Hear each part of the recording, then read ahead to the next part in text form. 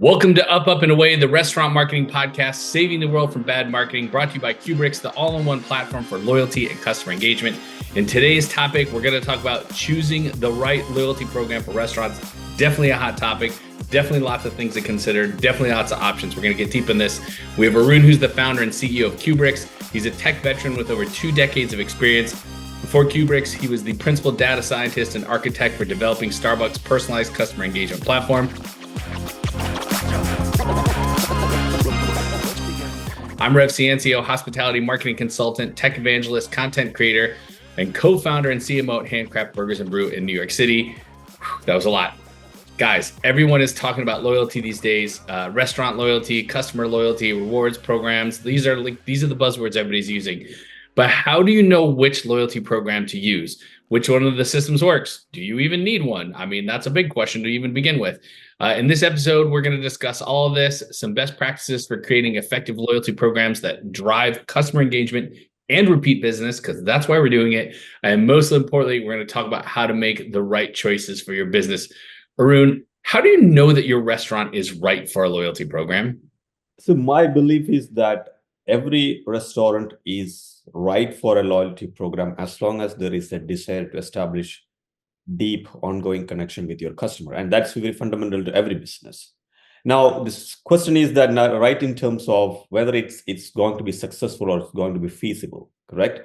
So it's instead of whether you're the right restaurant for a loyalty program, maybe the question is that what are the characteristics of a loyalty program by which if you can be successful in embracing that program. So I've seen restaurants from all the sizes, right? Restaurant with single one store location all the way to big chains implementing loyalty programs. It is about if you look at that, every restaurant from the perspective of a localized customer is a single unit restaurant. Every restaurant is local, right? It has local guests. Totally, I totally agree. Yeah, the only difference is that the larger you are, the customer has got more options when he is traveling. That's only difference I can see. Otherwise, it's pretty much I go to same McDonald's, same Starbucks, or same local coffee shop which I go to. It doesn't change much. I go to 2 different Dunkin' Donuts, but yes. Yeah, pretty much. So that's what we're talking about, right? Yeah. So every restaurant is right for it. I don't see why it will not be. I mean, if anyone has a different opinion, I would be happy to hear that. But this is so far what I've seen and convinced on this. Let's go deep on that for just a second, okay? I think if you're 100,000 whatever 20 whatever units like that, like yes, that totally makes sense. McDonald's, Popeyes, Taco Bell, Starbucks, yeah. I get it, right? Single unit, independent restaurants. Look, I am one, and we have a loyalty program, and we're pretty big into it. So I don't want anybody to misinterpret my thoughts or opinion here. But like, is it right for every independent restaurant as well? Like, does every restaurant, should they have a loyalty program? Let's think it the other way around. What is going to happen if you don't have a loyalty program? Why you should be having a loyalty program, right? Okay. In the absence of a loyalty program, you do not have an explicit way to reach to your customers. So there's 2 things. You can capture emails, right? Within the absence of a loyalty program, you can keep asking your customers, hey, give me your phone number or email, I'll push you some coupons. But that seems very transactional, correct? So having a loyalty program establish a framework for you to engage with your customers. And it seems very fair for the customers to exchange their information with you. It's an exchange of value then, rather than making it very transactional. So once you have that, once you run the loyalty program effectively, that becomes your framework for your retention, repeat business. We all know that it's very easy to engage and retain your existing customers in comparison to acquiring new customers. So loyalty programs give you that framework. In the absence of a loyalty program, you don't have a lot of ways to connect or even to get to their basic details to engage with them. So that's what I believe that loyalty program makes sense, because it's a framework for retention business, retention and repeat business. Okay, so let's stay in this energy for a second. Independent restaurants. What would be the goal of a loyalty program? I mean, I think you dipped into it there, but let's explore that. I think the goal means from a perspective of the customer? Like, are you looking at saying that, why should the restaurant should start a loyalty program? Correct? That's what you're Yeah. saying. So if I'm an independent restaurant, I have 3 or less locations, let's say. Right. What kind of goals should I be setting for my loyalty program? In terms of engagement, in terms of the characteristics, I say one, it should be simple enough. The loyalty program is something which people should be able to understand, simplify it, the structure of the loyalty program. Maybe you can add some tiers to add a notion of gamification and target, and then people will see that they are, as they earn more points, they are being treated differentially. Second, you should be having personalization. You should understand customers' purchase behaviors, able to give them relevant rewards, relevant experiences.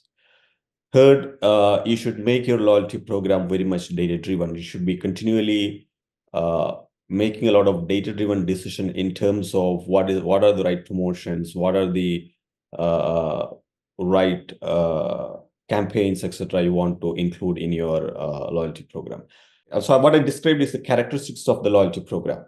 So if you ask me, why should someone an independent restaurant think about it? See, one problem with independent restaurants is that on an average, the mind share of the customers, how often they think about an independent restaurant, unless I'm an ardent customer, it's relatively less, because independent restaurants are independent, right? Wherever I go, I can see McDonald's. That keeps coming into my mind. Okay, the brand image keeps coming to mind. The mind share is much high for a chain versus an independent restaurant.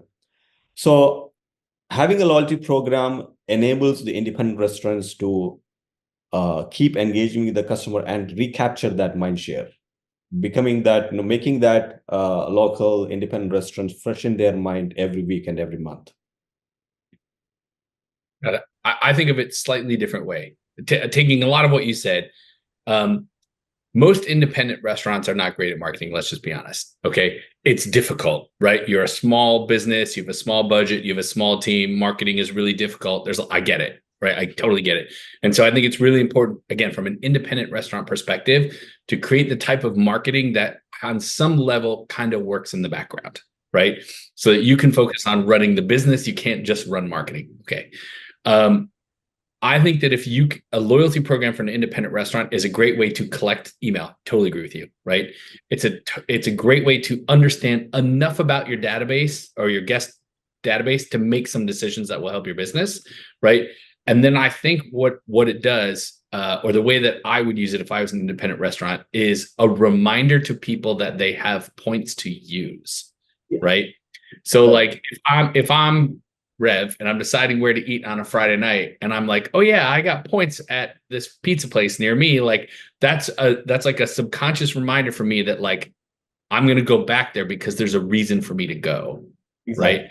But I think where the rubber hits the road that independent restaurants are probably not doing is have some sort of reminder every once in a while, like, hey, don't forget to use your points. You know what I mean? Exactly. And that becomes what you said, right? The points becomes an extra incentives for your regular customer to continue to choose you than your competitor or a large chain. Yeah, by becoming a frequent customer, they already validated your product, your experience. That's already validated. Now what you're doing is that you're creating that additional nudge in their mind to come to you again. Yeah, because I look at it this way, like, do I choose one restaurant over another because of points? Sometimes, right? For sure, I choose Dunkin' Donuts over other places because like their loyalty program's amazing and I'm addicted to espresso. But that aside, right? Like if I choose this restaurant or that restaurant, the points might not matter to me, but here's what matters. And I think this is where people need to think. I'm not going to go there without getting my points. Right. So like, would I ever walk into a Wendy's and just swipe my card? No, never, never, never. I will always order in the app or always order online to get my points. Right. And I think if restaurants remember that, even at the independent level, that's a better transaction for the restaurant because I have data. You know what I mean? Right. And coming to independent restaurant, there is one weakness in the independent restaurant scenario, because as mentioned earlier, it's not ubiquitous, right? It's not I have to come to independent restaurants only for one reason. There's only one location. When I am in the location for that specific food, correct? So what happens that even if there is points are being earned, my option to burn is very limited. It has to be in your restaurant. Okay. A better way, and it's not done so far. And I want to push. I mean, from Qubriux, we are thinking one of the vision in loyalty is to establish the loyalty partnerships. For example, you should have more freedom to earn and burn at your partner restaurants, which could be a non-competing restaurant. It's already done. I mean, in other spaces, for example, there are big partnerships, Marriott and Uber. Uber is an example, or Starbucks and I think Starbucks and Marriott is another example. So think about that use case of Lyft and Hilton, I believe, is another example. So if you are in Hilton, you have all the incentives to take Lyft versus Uber, so that the points you collect from Lyft, you can burn in Hilton, correct? And you're not restricting the user. So take the same case. Imagine a scenario where multiple independent, non-competing restaurants can form a common loyalty pool. That will be, I think everyone wins. The customer gets more choices, and restaurants who are involved in the partnership, they can co-engage each other's customers, and everyone is happy. So what happens that if you're part of, let's say you're partnering with another independent restaurants, you have access to their customers, and they have access to your customers. And remember, you're not competing. You're not in the exact same food segment. It's complementary, and that could extend to not among between restaurants. You can even partner with other, utility stores and grocery stores, and that is the way I'm envisioning the independent restaurants can be successful in the loyalty world. I mean, that takes a lot of friction away. Amen. Let's say I wanted to go do that with my restaurant. How would I get started today? Like getting into a network, joining up with other businesses. Yeah, I mean, of course, you need a loyalty platform which enables you, but assume that you have one. And so that's something which Qubriux is working towards, by the way. But assume that you have one. So what you do is that two ways. You either you can keep your loyalty programs, yours and your partner's loyalty program, kind of independent, like different named, but then you enable customers to transfer points from one loyalty program to other, right? So just like what Starbucks and Marriott does, you can transfer the points. That's beneficial. So I come to restaurant one and handcraft burgers, and then and now I am at this ice cream shop. Okay, I have already points from handcraft burgers. I'm transferring points to here, and then using that, and then I'm way more thankful to handcraft burgers, right? So next time I have all the incentives to come to handcraft burgers to earn those points again. And I have the incentives to go to the ice cream shops to burn those points, and vice versa. Or secondly, you can create a common loyalty program so that it's branded same, and then you join in that common loyalty program, so customers they don't even have to worry about transferring points. So some of the examples. That could be interesting for like like I live in a small town, and there's like basically two streets where commerce happens, and that's it. It could be interesting if like one area where like there's a nail shop and a sushi place and a coffee spot and a kid's store, whatever, they're literally not like, it was like that block, like anywhere shop on that 2 blocks. That could be interesting. I see that. Exactly. And that is so eventually what will happen is that there are, instead of having 20 business having 20 loyalty programs, you'll have 2 to 3 loyalty programs, which are different loyalty networks, right, of partnerships. It's everyone wins there. Yeah. And that's also an effective way for small businesses to compete against larger brands. Interesting. We go down that black hole another time, but in my town, which is still a dry town, I could have the liquor store and the pizza shop and the coffee place and the ice cream place connected, and that's my aiming. Anyway, all right, let's go a different direction here. Let's talk about the importance of making the program easy to understand and easy for your team to sell to guests. Like, what does that look like? Is that really a thing? Like, does it need to be easy? Like, how do you make it easy? I mean, it needs to be easy. It needs to be intuitive. Remember, my philosophy, people hate to think when they are in a leisurely mode. I'm okay to think deeply when I'm at work. When I'm going out to eat, I'm just a dumbo guy. Just keep it simple. That's as it is, right? So then I don't like to think. I don't like anyone who makes me think. Heard. Yeah. Amen. Right. So Yeah, so that should reflect. So that philosophy, like, so the loyalty program, keep it simple, have sort of value. You can add tiers, that's fine, but don't add too much of complexity into it. And secondly, people should feel that there is a reason for them to be in the program. That means you should have rewards accumulation, right? You should not make it too tight. Sometimes some loyalty programs, like even to earn and 10 or 20 points, it's too difficult. Because they keep a lot of barriers in earning points, right? So the way you structure the program is typically that there's a regular loyalty structure, that every dollar you spend, there is n loyalty n number of points you earn. Now, the second part is that you on top of that, you have special like reward programs, so barrier based. So you come on this Saturday for breakfast, I'll give you additional 20 reward points. A badly structured loyalty program always create barriers to earn. So that means there's no there's no, by default, there's no earning. I'll earn only when I make some purchase activity. So that creates a lot of friction.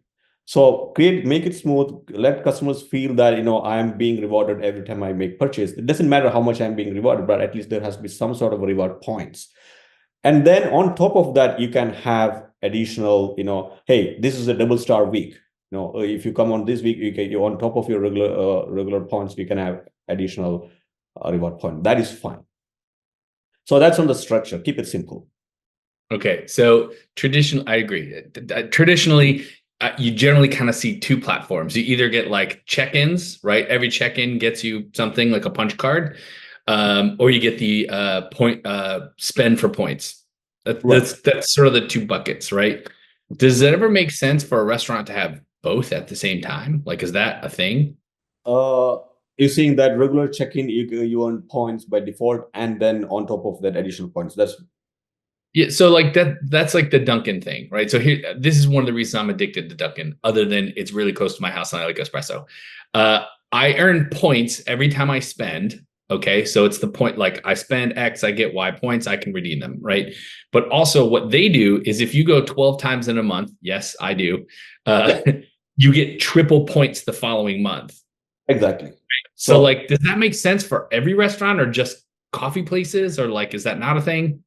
Again, it should make every restaurant. I don't find again a reason otherwise. So look at what's happening here. Okay, what is happening? The first every check-in you earn point. That's your base loyalty program. Okay, that means that creates every time there's incentives to go to that. The second structure is come 12 times this month, and you'll get additional additional rewards. That is more on the next level, which is incentivizing customers to demonstrate additional purchase behavior. So that's what I said, set some barriers, and reward customers to achieve that barriers or cross those barriers. So that's a notion of a gamification there, right? So you're challenging customers to do something extra and then reward them, and that reward is huge. Like if I come 12 times, normally I would get normal reward points, but here it's triple reward points. So you are incentivizing customer to demonstrate certain behaviors. So it makes sense actually, especially for your let's say you have a gold tier customer, and if you are rewarding them additionally, that means there is this notion of higher rewards for being more loyal. So you can have the same thing behavior, same kind of a loyalty structure where I'm differentiating my silver, gold, and diamond customers differently. So I believe it makes sense because the intention is very different. One is a base loyalty program. Second is incentivizing customer for extra purchases, extra frequent visits. We've got my brain spinning right now. Like I'm literally like, why is every restaurant not doing this? You know what I mean? Like come, even if like, okay, take any restaurant. How many restaurants, what is the percentage of guests for every single restaurant in the world that people go more than once a month? It's got to be low, right? It's got to be low. If you take away the top 20% of your guests, okay, and remove coffee, because coffee is a different story.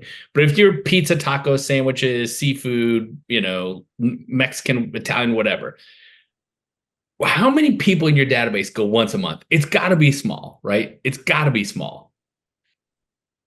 If you can say, hey, if you come twice a month, every month, we're going to double your points the following month.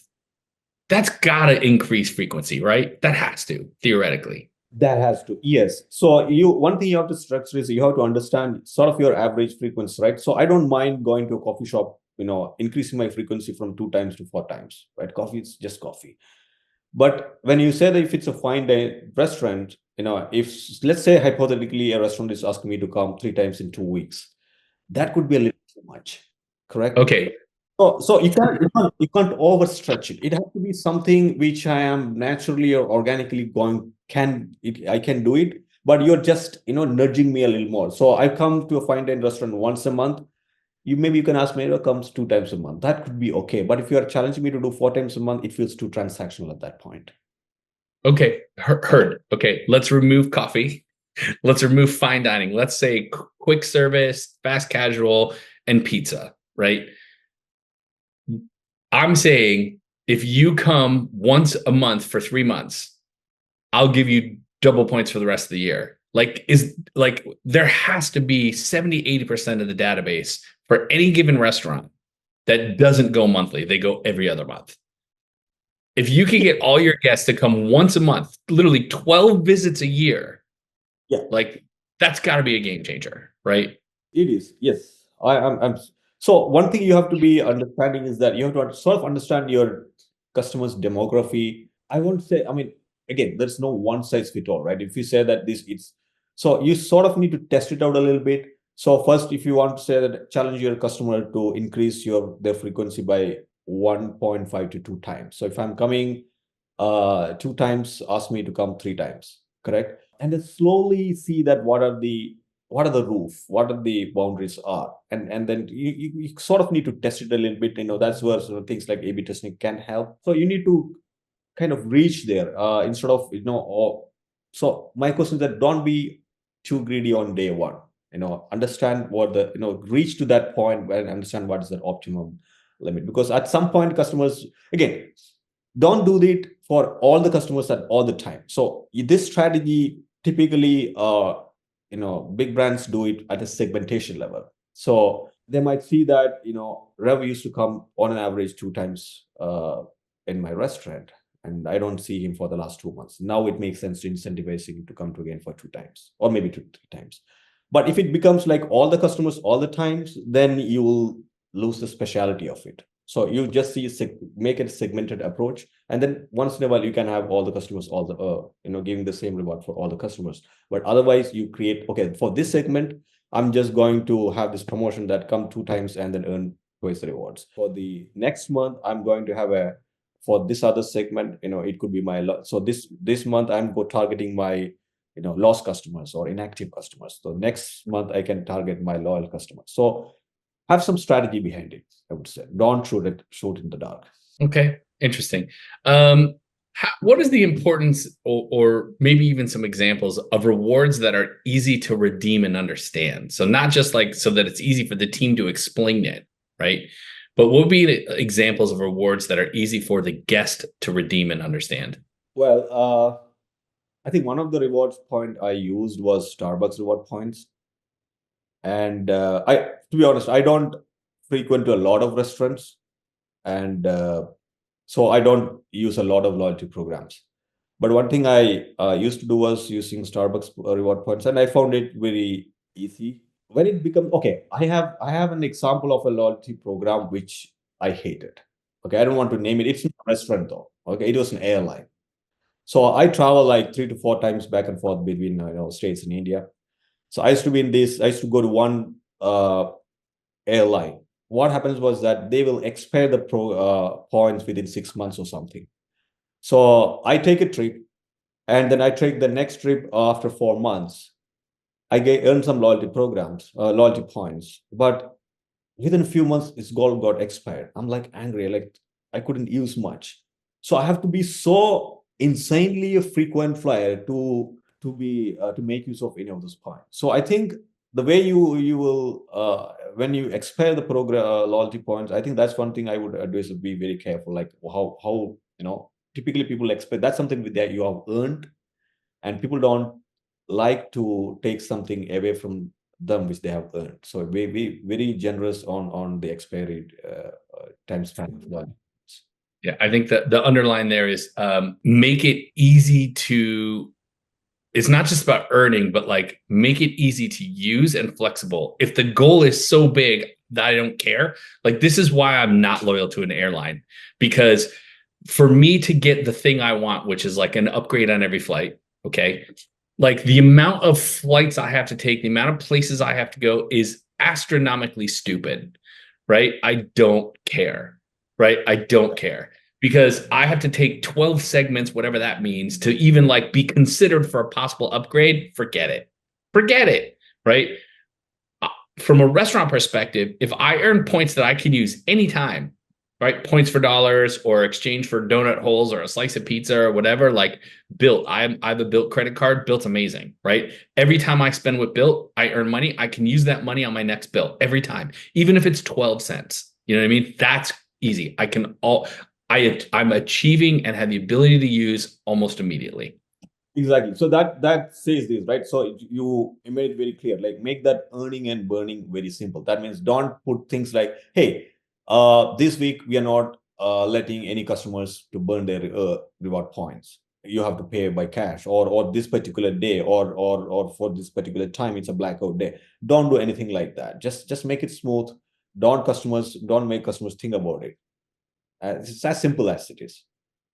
Yeah, I can use these points anytime, even if it's for a couple of cents, because then I'm points banking, right? Okay, I know we're getting down to the bottom of the show here. I definitely want to explore at least one more topic with you, which is points and freebies upon signing up. Should restaurants do this? Is that a good idea? Is it a bad idea? Like, should I sign up and get something immediately? Should I be incentivized to sign up, or is that a bad idea? Do I need to make my first purchase? What's your thinking? I don't see why it's a bad idea. For at least from a customer's point of view, yeah, I don't think it's a bad idea because again, they have to give you something, okay, and there is some sort of incentivization, right? Okay, I'm signing up and I'm immediately giving you reward points. I think it's better to give you reward points rather than saying that sign up and I'll give you 50% discount. No, that point it can be seen transactional. Now again, I'm not saying transactional things are bad, because there is a certain segment of customers who just love that, right? That's what I said, that you can kind of have to know your customer and their what their behavior patterns are. If your customers, do you think that they love instant rewards and instant discounts, maybe that's the right way to go. But customers are fine with signing up, and I've seen that a lot of our customers doing that, and it's been hugely successful. That you sign up and you immediately start with 100 or 200 reward points, correct? And it makes sense, and I don't see a reason to think otherwise. We do at Handcraft Burgers and Brew, we do 400 points upon sign up, which equals an order of fries, right? So free fries for signing up. From an operator perspective, my French fries cost us like 44 cents, right? And so like I'm happy to surrender $3.50 in revenue to get your contact information, right? I'm paying 43 cents for customer data acquisition. It's worth it every day. You know what I mean? And if it makes my guests want to sign up, great. And if it makes them want to use the system, even better, because now I have multiple touch points with them and they've purchased something. And also I want them to order fries again because they're a high profit center and they're delicious. That could be a very good strategy, right? I mean, if you want to say that incentivize on your high margin product, saying that, okay, you get free fries free. But then that's the risk is that what about customers who don't like, free burger or free, I mean, if their choice is something different, that's there. If you don't like fries, you shouldn't be coming to my restaurant. But listen, again, going back to what you said, you have to understand your customer database. French fries are the number one selling item in my restaurant by 4x.